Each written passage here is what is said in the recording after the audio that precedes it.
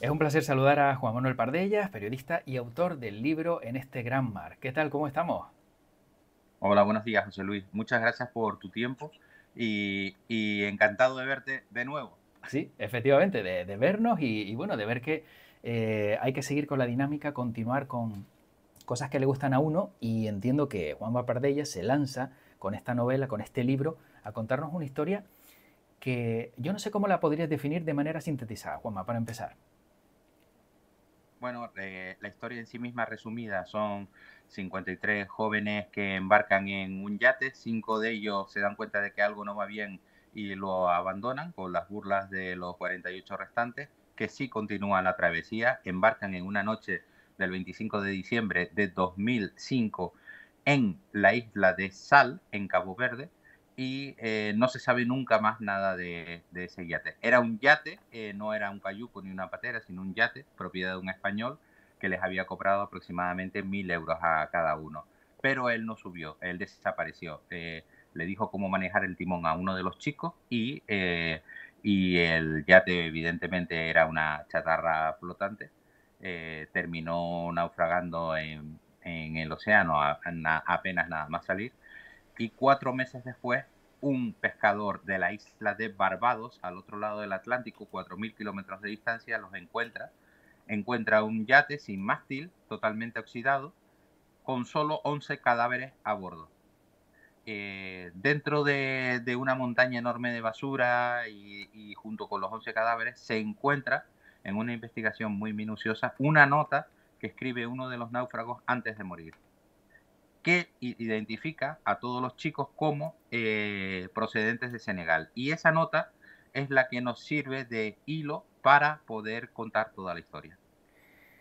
Esta historia, Juanma, está basada en hechos reales. Para quien no sepa qué hay detrás, no es invención. No, no, de hecho no es una novela ni es ficción.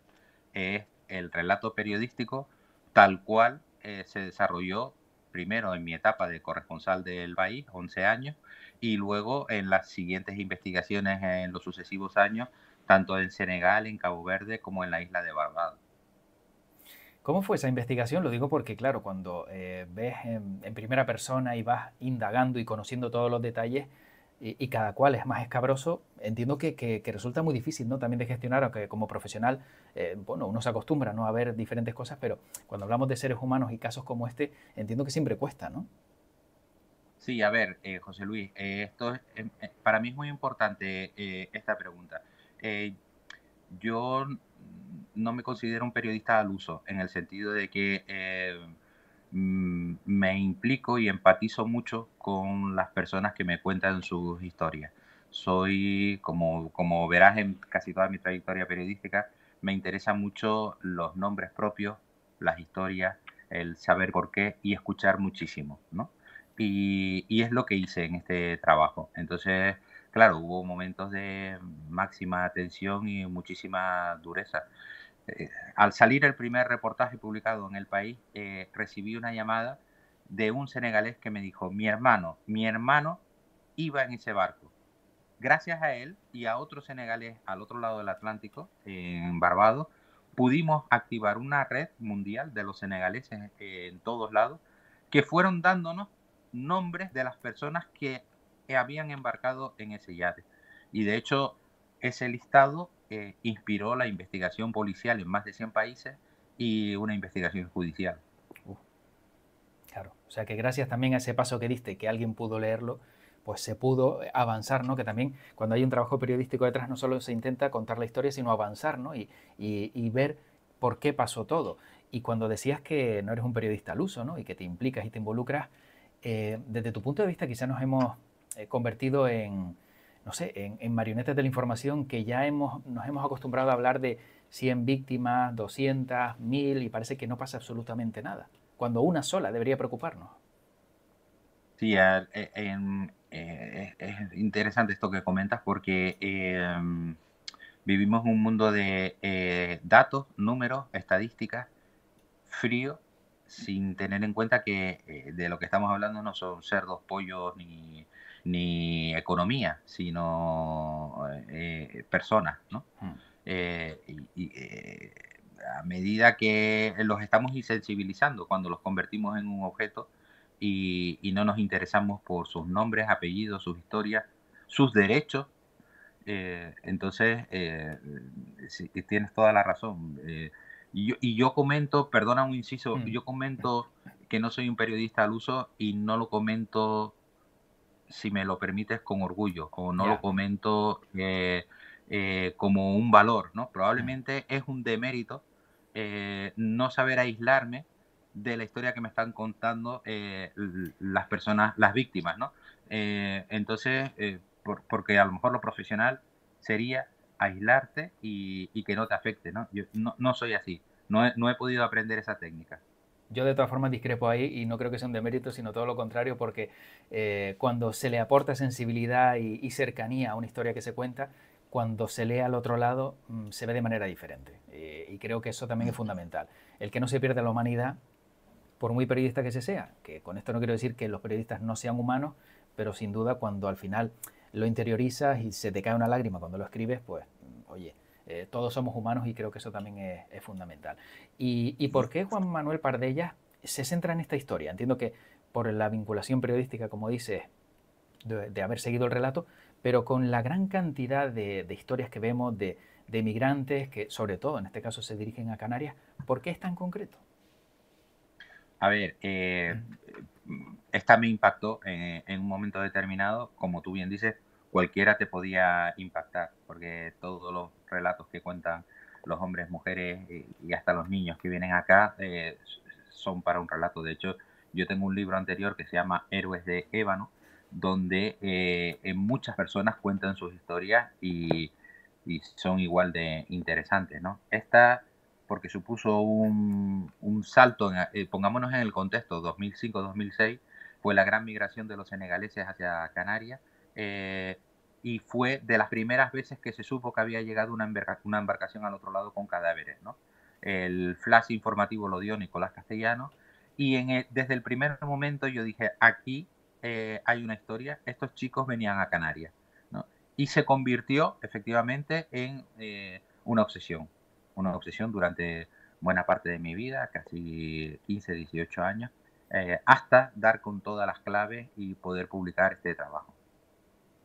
Claro, es una historia de largo recorrido y como dices, pues también en algún momento desgarrador. Yo no sé si hay alguna parte del libro en la que, bueno, cuando lo estás escribiendo, se te revuelve todo el cuerpo otra vez recordando esa historia. Claro, José Luis, he tenido mucho tiempo para digerir mis emociones e incluso aún así hay pasajes del libro que me siguen emocionando. Primero por tal cual están relatados y en segundo lugar porque vuelvo a recordar lo que viví en ese momento, ¿no? Entonces hay momentos desgarradores y como bien decía la coordinadora de salvamento marítimo en la presentación de ayer en Santa Cruz de Tenerife, hay momentos donde se refleja lo mejor del ser humano y también lo más terrible y miserable. El final de la historia, bueno, entiendo que, claro, al ser algo que ya ocurrió, se puede saber, pero en el caso del libro es fiel, ¿no? Tal fiel el reflejo que es, que como decías, no es ninguna novela, ni se cambia absolutamente ni una línea ni una coma de cómo fue todo, ¿no? Efectivamente, es un relato periodístico a ver, se cuentan dos historias simultáneamente. Una, la importante, la real, la de la muerte de los chicos y el testimonio de los 5 supervivientes, ¿no? De los que no embarcaron al final, ¿no? Y eso esa es la importante, esa es la central.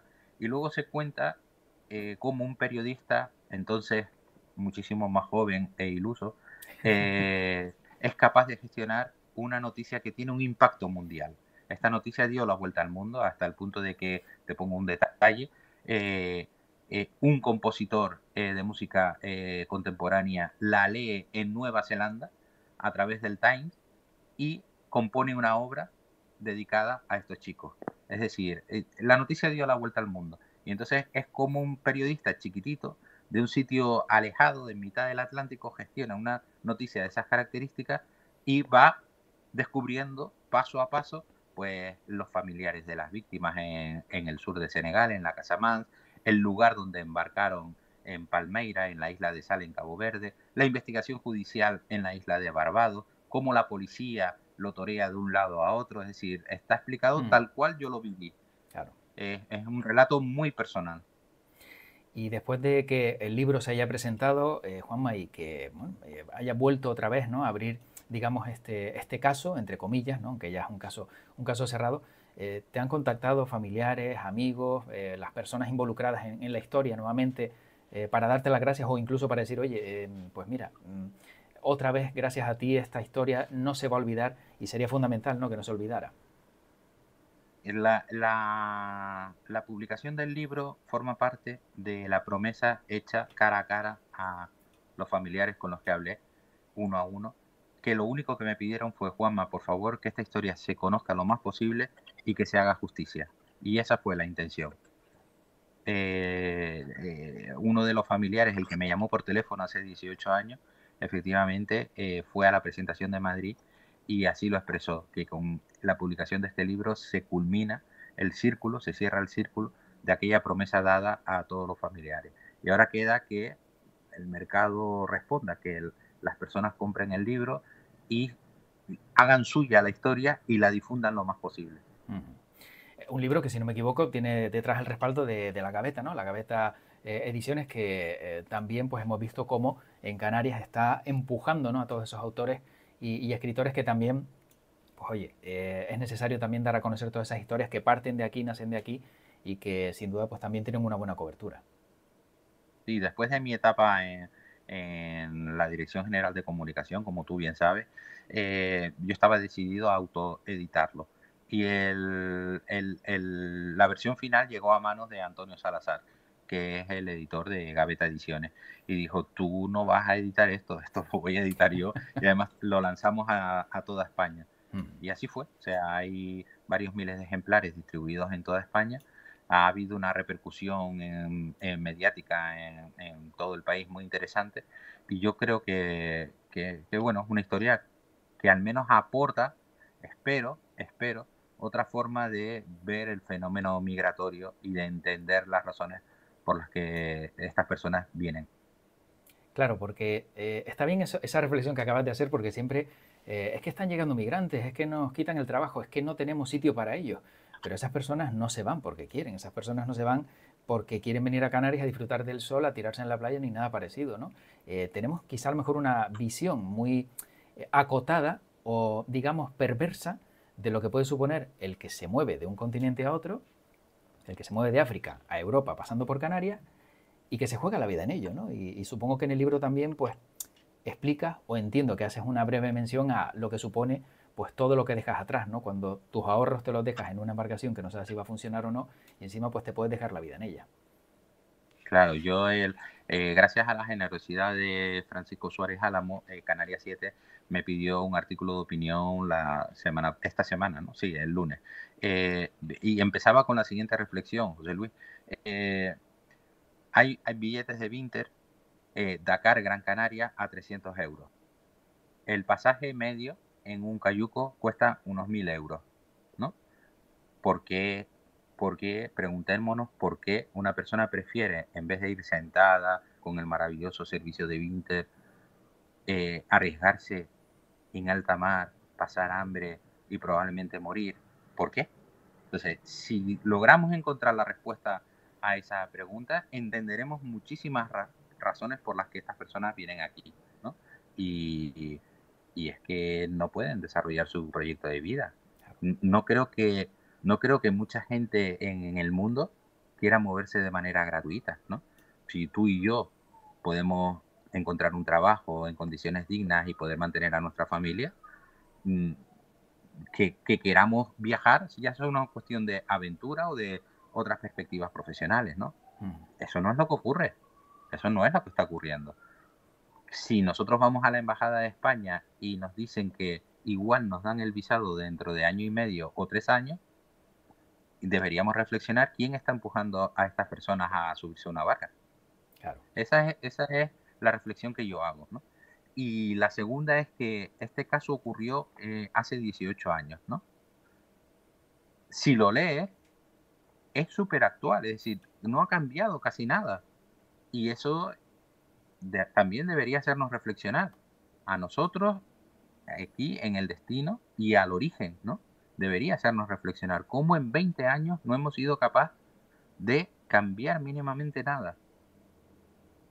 Fíjate, es que han pasado 2 décadas y como dices tú, lo lees ahora y puedes decir que es un caso que ocurrió ayer tranquilamente, ¿no? Que no es algo bueno, que por las circunstancias del momento, en aquel momento determinado, no, no. O sea, como dices, es tremendo que en 20 años no hayamos podido cambiar nada o alguien no haya querido cambiar nada. Sí, esa es la reflexión final. Mm. Nosotros tendremos oportunidad de comentarlo el día 2 en Gran Canaria, en Casa África, que generosamente ha prestado el espacio para poder presentarlo ahí. Y en general, en las dos presentaciones que ha habido, tanto en Madrid como en Tenerife, el público ha estado muy en la línea de, pero ¿qué es lo que está pasando al otro lado, ¿no? ¿Qué es lo Claro. qué nos pueden contar que no forma parte del relato ordinario de tanto ruido en los medios de comunicación, ¿no? Mm. Bueno, para ir acabando, Juanma, yo creo que es importante. ¿Por qué hay que leerse En este gran mar?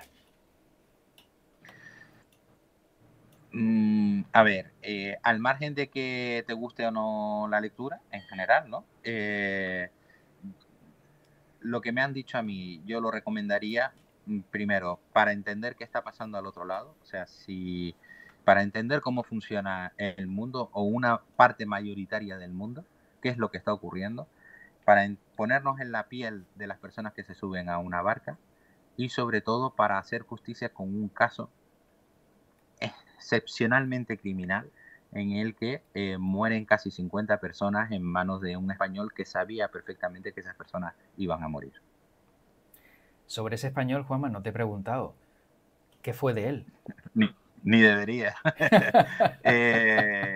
Bueno, en principio, en esta investigación policial que activó Interpol en más de 100 países, finalmente la Audiencia Nacional de España y sus servicios de inteligencia lo localizaron en un país donde no hay acuerdo de extradición. Claro. Y, y mi investigación se paró ahí. Es decir, yo no sé si después de eso efectivamente se le detuvo, entró en la cárcel, ya ahí esa parte la desconozco.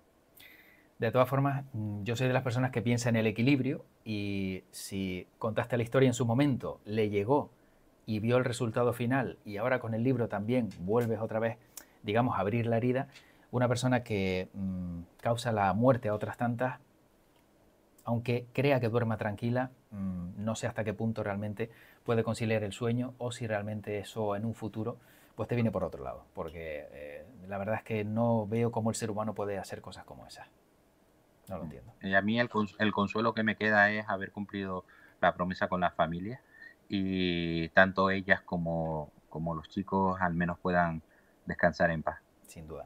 Juanma, para acabar, ¿dónde podemos encontrar el libro? A través, como decías, de la Gaveta Ediciones, que entiendo Correcto. que es físico y también electrónico, ¿no? Sí, también está, a ver, se titula En este gran mar, está editado por Gaveta Ediciones y distribuido en toda España por Interleo, por si alguien quiere localizarlo.